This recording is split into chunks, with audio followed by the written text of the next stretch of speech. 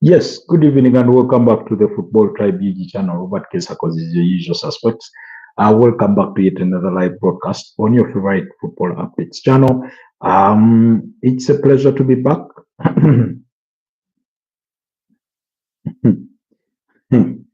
It's a pleasure to be back on this beautiful Thursday night slash evening, depending on where you do join us from. It's been quite a Thursday. Of course, today being the Independence Day for Uganda. I hope you guys enjoyed the day off. For those of you that were off, for those of you that weren't, I hope you enjoyed the day at work. So Uganda won. Yes, Uganda did win indeed. Hi LFC, how are you doing? Hello Petri. How is it going? It's always a pleasure to see you back. Yes, Uganda second, Algeria having won their game against Somalia, and themselves direct qualification because what that means, because they beat up against Somalia by 3 goals to 0, that means they are 4 points ahead of Uganda with one game left to play in this qualifier. So that means that they are one of the teams that get the direct ticket to the FIFA World Cup come 2026. What did you eat at lunch? Did I even eat lunch? I think I snacked through lunch. It wasn't actually late lunch because it was very late in the evening. That was around 5. I just snacked through it. So it wasn't lunch per se, but yeah, I just had a snack for lunch. Otherwise, how has been your day, Petri? Anything exciting? What has been up to? And all those things. Austria won by 10-0. Jesus Christ. Was that a game of football or in a game of netball? Because in a game of netball or basketball, those kinds of scorelines are easy to come by. But in football, I mean, the other day, I think, was it what, Norway that was getting those kinds of scorelines, So you say versus San Marino. I mean, those are the kinds of teams that Wayne Rooney used to score so many goals against during the Euro qualifiers, and then eventually we get to the main tournament, and he delivers hot air. In other words, he couldn't do anything. Like he never represented himself well for all the talent that he had. He always fell short in the main tournament. So I mean, I found it odd in a way because for all the talent or kind of talent that they had, and by they I mean particularly England during that spell, you go back to that generational era, and they had all the talents to sort of go and blow away teams, and it just never came to fruition. But against teams like San Marino, uh, you know Moldova, very very small teams. They always stand up and scored many goals. Oftentimes, more often than not, um, you had Wayne Rooney. I think finish the qualifiers as England's top scorer with many goals. So against countries like, is it Andorra, things like that. But in a way, I don't know, I don't know. They were very disappointing because I remember even when we went for for the World Cup 2010, on paper they were a very strong side. But again, it just never came to fruition.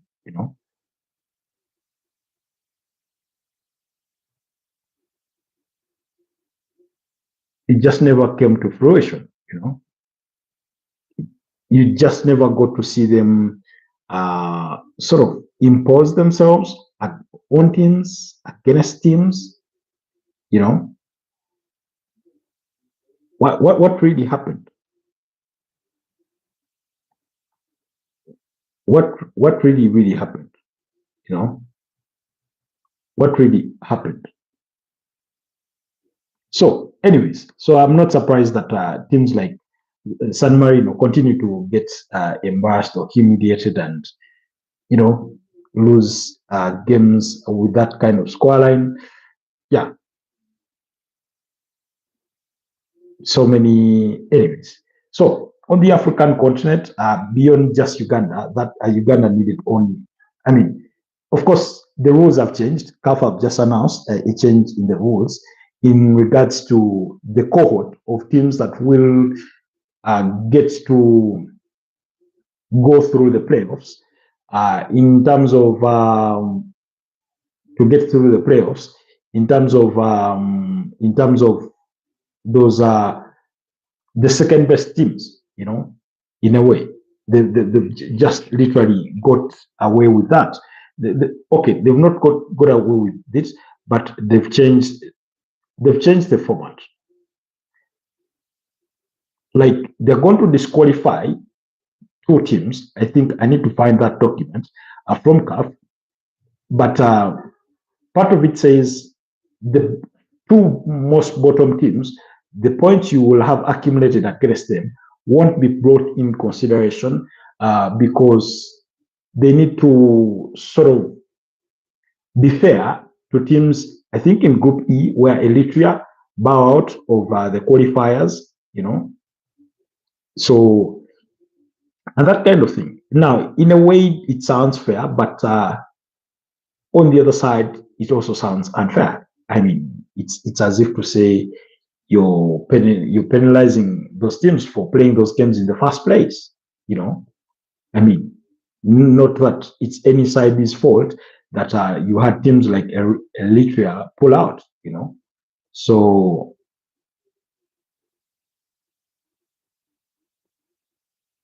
but it is what it is. It is what it is. Let me try and find. I'm trying to find that CAF later. That letter from CAF to see how it reads, or to sort of bring it in its entirety, so that I'm not just I saved it somewhere, particularly for purposes of this broadcast, but for some reason I'm failing to find it. But I know somebody that shared it. Let me look it up. Okay, yes, I found it. So CAF did say African qualifiers for the FIFA World Cup 2026 update qualification criteria for the best four runners-up. Now, remember, the second best teams are from all the multiple groups will be sort of graded in their own cohort, and then the top four teams will play in the qualifier or will play in a playoff. And it's the letter says reads as goes. Reference to CAF circular later dated 18th May 2023 related to the organization of the African qualifiers for the FIFA World Cup 2026 following the criteria was set to the qualification of the FIFA World Cup. The 54 African associations are divided into 9 groups of 6 teams. The first of each group will qualify directly to the FIFA World Cup according to the results in each group in conformity with the criteria mentioned in the regulations of the FIFA World Cup for the preliminary competition. And then they cite the article 1.1 or 11.5. The 4 best runners-up play a centralized continental playoff to determine the African team which will play an intercontinental FIFA playoff tournament. Now, those 4 teams are supposed to have their own playoff. And then the best team out of those 4 will then go to play the intercontinental tournament. Of course, you just give yourselves more games to play. And of course, it will be sad that eventually you do not get through, but you ought to give yourself a chance. So CAF says, in consideration of withdrawals and other circumstances that may reduce the number of teams in any group to fewer than 5. Following criteria will be applied to determine the best 4 runners-up. To determine the best 4 runners-up of all 9 groups all the results of the bottom ranked team of the bottom ranked team of each group or withdrawn team will not be taken into consideration when comparing the best runners up. Now, this is something that gives teams like Cameroon the advantage because I think they got 4 points of the bottom team, while Uganda, a team like Uganda, got 6 points. So you can see it sort of puts Uganda to a bit of a disadvantage. The letter also goes to say that the criteria to determine the best runners up after excluding the results against the bottom ranked team or the withdrawn team after the same criteria mentioned in the regulation of the FIFA World Cup 2026 for the preliminary competition in Article 11.5, where applicable. In case a group has more than one withdrawn or disqualified team, the equivalent number of bottom ranked teams in each group will be excluded in the comparison of best runners up with the same above mentioned criteria. So you can see how, this sort of puts teams at a disadvantage. And on that note, therefore, of course, teams like Gabon get to be at a disadvantage, teams like Madagascar, Burkina Faso. Pedri, you there? I don't know if Pedri is still with us. Fair play. Faroe Islands. Okay. So according as per the latest rankings for the second best teams is Gabon, Madagascar, Burkina Faso, Cameroon, Uganda, DR Congo, Namibia, South Africa, and Niger at the moment. So, but that was before that, the issuance of that circular, by CAF, which then changes changes the context of these whole qualifiers. Without going through the independent results, as have been throughout the course of today, but also yesterday, of course, with action continuing tomorrow. In Group A, Egypt have already qualified for the World Cup, being the leaders with 23 points, but Burkina Faso in second place with 18 points. Sorry, but goodbye for my guy. Dogs. Oops, didn't realize. Okay, you see my screen is sort of ruined, so I'm even struggling to read some of these comments. Okay, I said pretty there. Oops, didn't realize the time ago. Sorry, but goodbye, my guy, for now. Oops, didn't realize the time. What's up? Hi, Peter Parker. Good to have you on the broadcast. It's been a while. But I hope whatever is keeping you busy is going on well for you, Peter Parker, there. So for you, LFC, it's understandable. The hours struck midnight here, so I suppose it's what? But it's only 10 p.m. in the UK. But anyway, some people are early birds to bed. There's something for Dortmund during the international break. I say something for Dortmund during the international break, unless there's something that you're particularly interested in about Dortmund at the moment. But yeah, but school, I'm sorry. Yeah, I understand. School for LFC. School is a thing. We will catch up, LFC. I'm not really worried about you. You're the most regular suspect on this broadcast, more than any other person, at least for the last 1 month or so. Anyways, so in regards to those qualifiers, like I said, when you go to Group B, I think that one we are yet to determine because they still have 2 games to play. They are in action tomorrow. Why Baka is collapsing? I mean, after only 1 loss, and you're already saying they are collapsing. I mean, they only lost to Sevilla. I know it had been many years since they ever last lost to Sevilla, but losing by 4-1, as alarming as it is, I do not think we should call that the collapse of Barcelona. Then, in other words, what would we say for Liverpool, who have lost 3 games on the spin? So, what would you describe Liverpool as? As if Barcelona is collapsed, you deem them as collapsed in for just 1 loss. I mean, I think you need to go back to. I think that was the 2019-2020 Premier League season, if not the subsequent season, when Watford beat up against a very on-form Liverpool by 3 goals to nil. That Watford of Gerard Deulofeu, Troy Deeney, Ismail Sarr. You remember when they beat up against Liverpool by 3 goals to nil, like literally out of the blue, when nobody saw it coming. So basically, I would relate it to that for the case of Barcelona. That's how I'd relate it to Peter. Then, as you say, okay, sorry, apologies. Allow me get this out of the way. Get this out of the way. Oh.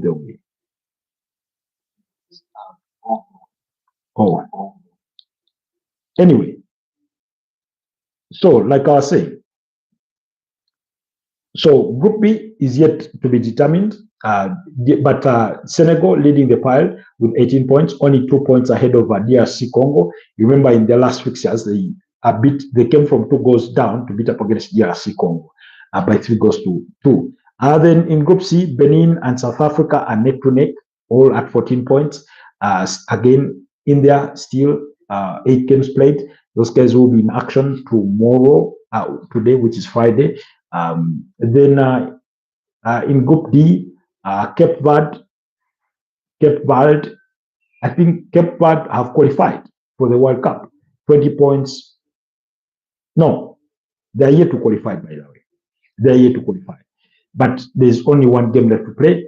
If Cameroon win their last game and Cape Verde lose, that means Cameroon qualify directly, because that will take them to 21 points.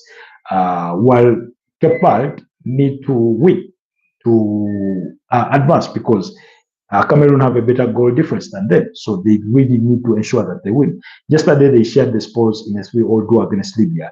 Libya conceding it. I don't want to call it, but yeah, it was a very, very stupid goal. If you watch that goal, that one of the goals that Cape Verde scored against Libya, I mean, you will sigh for your life. It looked like intentional for the goalkeeper to concede that goal. That's how it appeared. It's very, very unfortunate. You only have to see it to allude to that kind of feeling, to that kind of thinking, Anyways, in Group E, Morocco have already qualified. Niger at second, but these are the guys that have played 7 games and 8 games respectively. But Eritrea withdrew, so that means instead of 6 teams, the group is considered to have 5 teams. So that's why you will see that teams are knocked off. Then in Group F, Ivory Coast and Gabon are still going neck to neck, and nobody is yet confirmed. Majority of the teams in that group still have games to play. They still have 2 games to play. Then, like I've told you, Algeria have already qualified from Group G, and Uganda are still in contention for the playoff. Tunisia already qualified from Group H. Ghana did, let me see, 3 points.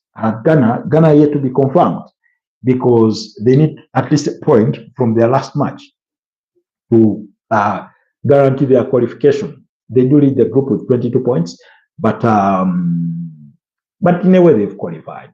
Ghana have qualified, because on paper, Madagascar can equate to their points if Ghana lose their final game, but it's a gigantuan goal difference. A goal difference that Ghana have is over as many as 8.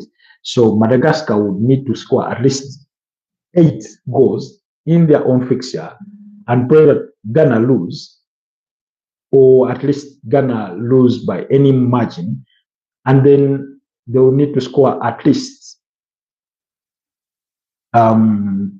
maybe 6 or 7 goals to then leapfrog Ghana, which sounds close to impossible, not impossible, but close to it. Then in Group J, it's yet to be determined. Gabon, Madagascar, Burkina Faso. Sorry, no, it's not Group J. So these are the rankings now of the respective teams who are ranked second. Gabon, Madagascar, Burkina Faso, Cameroon, Uganda. So for now, Uganda 50th. So it puts them out of the bracket, the teams that will play the playoff. So that's what is happening on that regard. That's what is happening on that regard. Okay. Jesus Christ. So that's that from this side of the aisle in as far as the qualifiers go. On the European scene, still in the World Cup qualifiers, Belarus lost to Denmark by 6-0. Scotland beat up against Greece by 3-1. Finland beat up against Lithuania by 2-0. The likes of Malta. Those are the teams that Wayne Rooney would score against. Netherlands beat them by 4-0. Austria, like you alerted me, were beaten 10-0. I mean, 10 goals. 10 goals. That's an average of 1 goal every 9 minutes, Then Cyprus and Bosnia Herzegovina in a 2-2 draw. Czechia, and Croatia in a goalless draw. Faroe Islands beating up against Montenegro by 4-0. That's what he was alluding to. LFC saying fair play. Faroe Islands. Kenya beat up against Etenman Burundi by 0-0. Uganda, Judse Mugabe's only goal on the night was enough to guide Uganda to victory. Then also, and in Asia, they are equally having their own qualifiers when it comes to the World Cup. But we will leave it at that. We will leave it at that. But maybe we'll step away from that. I wanted us to revisit some particulars of the comments from Sir Jim Ratcliffe. I mean, it's been the debate of the day. I mean, ever since he made those comments, about Ruben Amorim not being sacked, needing 3 years and things like that. It's been the talk of town. It's been the talk of town. Particularly, he went and made a reference to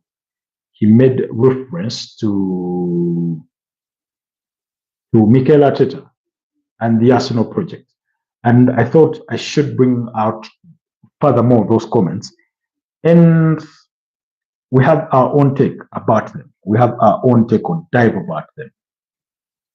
In as far as that is concerned. And the reason as to why I say I want us to revisit them is because they are crucial. Like I said, because in the morning we are speaking about the reaction from Mark Goldbridge. Yesterday we had our own dissection of the very comments that we are referencing to after Sir Jim Ratcliffe had that interview with the Times, the Business Book podcast. So he did say, and this is as part of the interview, of course, he did say, and I quote, "I remember the pressures that were calling for Sir Alex Ferguson's sacking in his first 2 years. Look at Arteta with Arsenal. He faced a tough time in his first 2 years. We have to be patient and look at the results in the long term."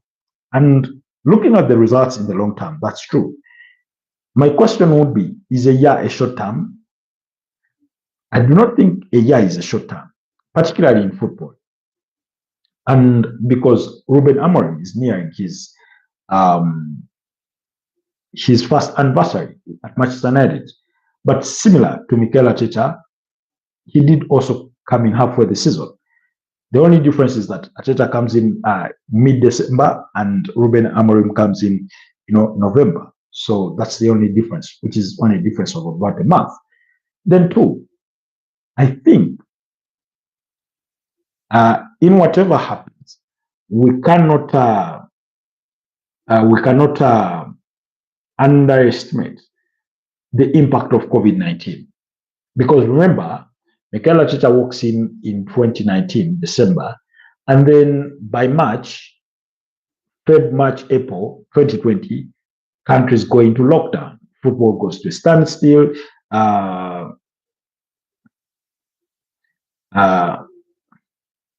Countries go to a standstill, and it was difficult.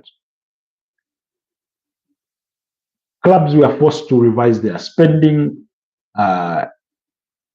With literally, there was uncertainty about the future. We know that funds are the biggest, are one of the biggest finance lines of any footballing entity or any sport. So without the funds in the stadiums and clubs having to, to do refunds, I think for some there were refunds on seasonal tickets and things like that, and things like that. Really, just give me a second.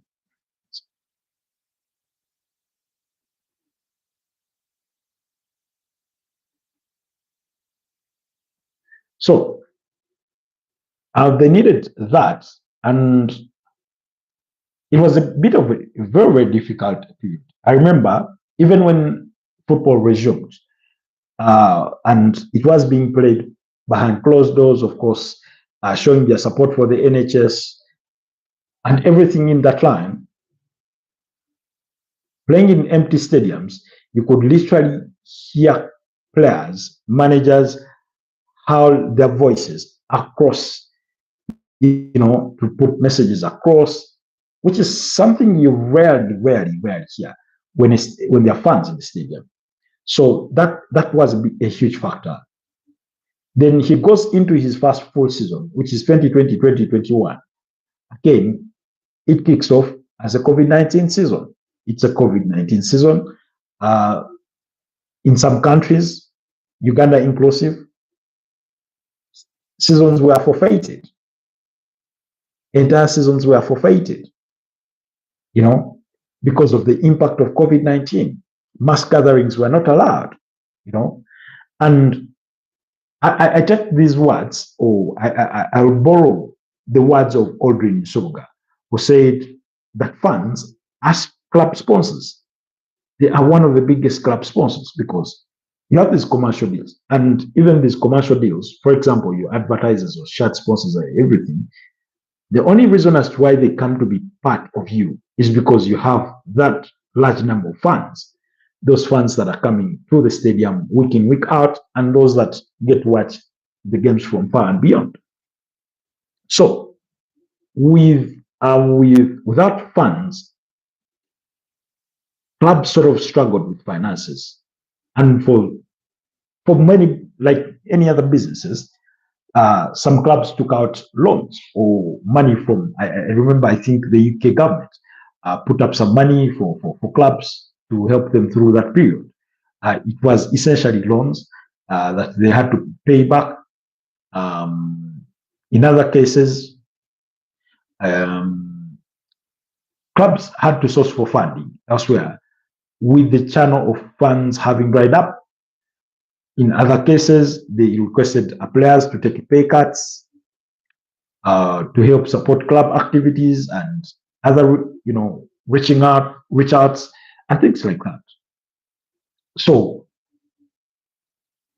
I do not think at the end of the season, if Ruben Amorim finishes anywhere below 8th, we can't sit and draw comparisons between him and Mikel Arteta for that season in particular. Yes, it's his first full season at the club, but I would say the circumstances are much different. I stand to be corrected, but I do not remember Arsenal spending £200 million in the summer of 2020. I seem to remember them bringing in Thomas Partey. That was around October as one of the major signings that they did, you know. So we cannot really draw comparisons with Ruben Amorim, who has spent 200 million pounds in his first summer, you know.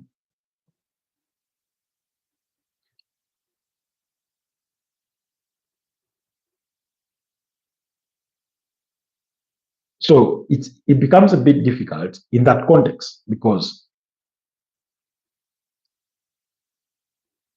they brought in, I think, they brought in Thomas Partey, Gabriel Magalhaes comes during that period.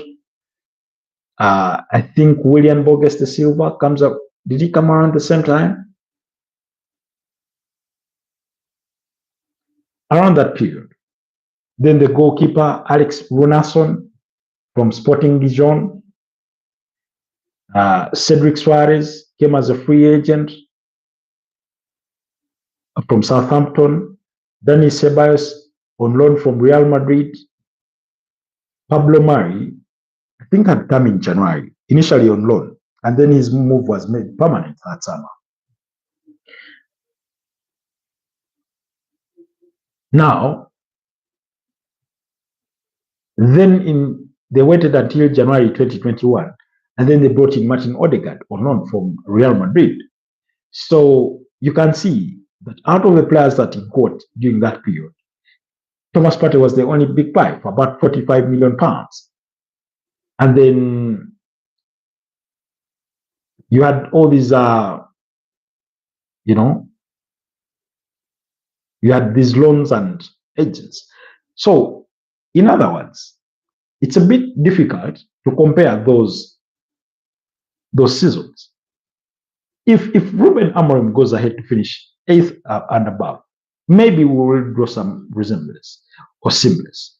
But also, the kind of squad that Ruben Amorim inherited, I believe, is much better than the one Mikel Arteta inherited. Because we are talking about a squad that had been heavily invested in at the start of last season. Atas Delit, Nusa Mazoroi, were players that had been brought in. Of course, they are not the only one. Lenny Yoro, Manel Ugarte, all those had been brought in, you know. So, in comparison, I think Arsenal had signed who? Nicolas Pepe, Matteo Guendouzi, Lucas Torreira, because Lucas Torreira was signed after the World Cup, you know. So, in a way, yes, there are some similarities in terms of the new managers, but also within a few games, because remember Arteta won an FA Cup in his first half season. But within a few games, you could see certain things that Mikel Arteta was trying to do. Of course, we remember he spoke about the unnegotiables and things like that. That's all principle. Then when it came to the system of play, he looked to help Arsenal avoid conceding many goals, which they seemed to be effective in the short run. And then they went on to win the FA Cup, beating Chelsea in the final.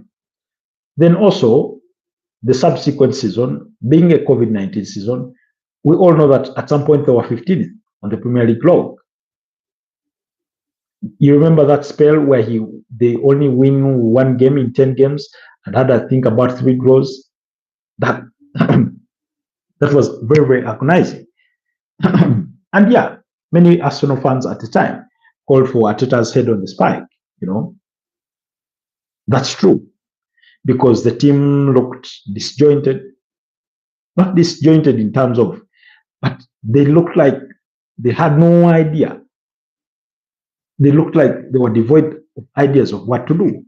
So it was difficult to go through that period. And if I were to draw comparisons, I think Man United had that period last season, and even if that were the case, I do not know if they went 10 games without winning or with just one win.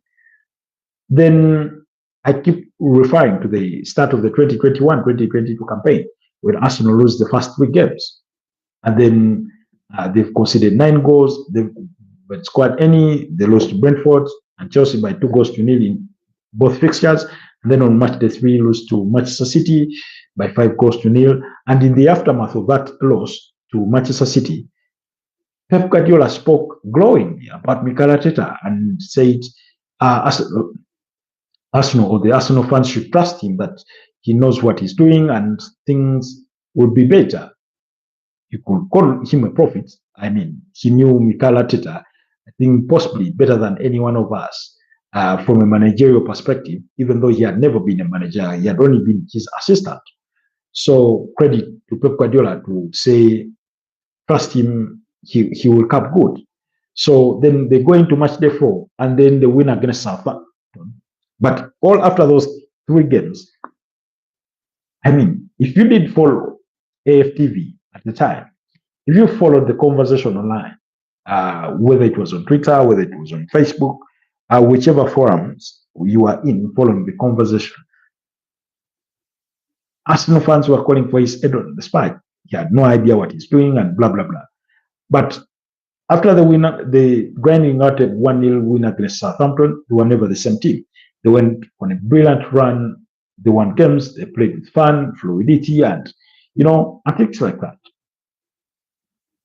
So it was difficult. So when Sir Jim Ratcliffe draws comparisons, yes, there are some similarities, but there's some circumstances that you could credit Mikel Arteta for. For example, particularly I keep saying that he, by the virtue of him winning that FA Cup in his first half season, he bought himself time. He bought himself time to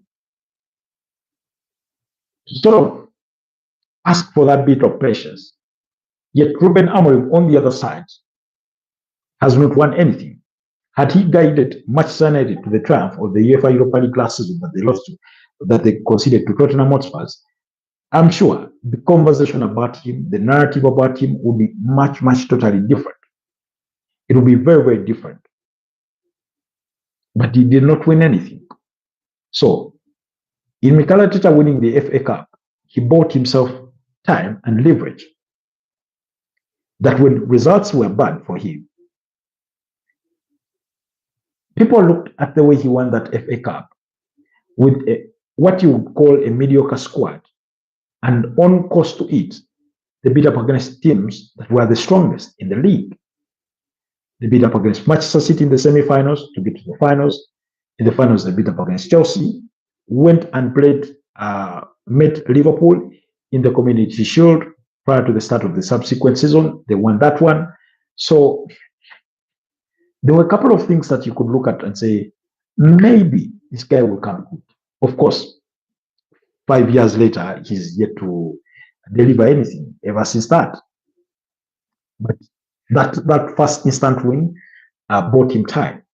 And yet Ruben Amorim does not have that on his side.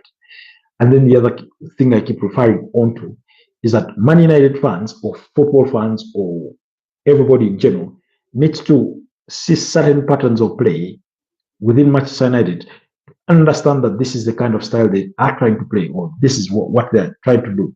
To sort of cling on to something that is promising, that gives you hope. Once this thing clicks in place, that if the players master what ABCD he wants them to do, then suddenly things will all be good or brilliant. But until then, it's not going to be the case. So yeah, it is what it is. Anyways, guys, Peter Parker, LFC, Pedri, thank you so much for being part of tonight's podcast. It's 40 minutes into the podcast. I won't hesitate to remind you, go to the channel under the video section and watch all that new content that we did put out there. Today we did release more content discussing, Declan Rice and the English media narrative, drumming it for his captaincy and things like that. Oliver Glasner wants, wants the Manchester United job. Can Arsenal stand the pressure of being top of the Premier League and then a Liverpool team in crisis?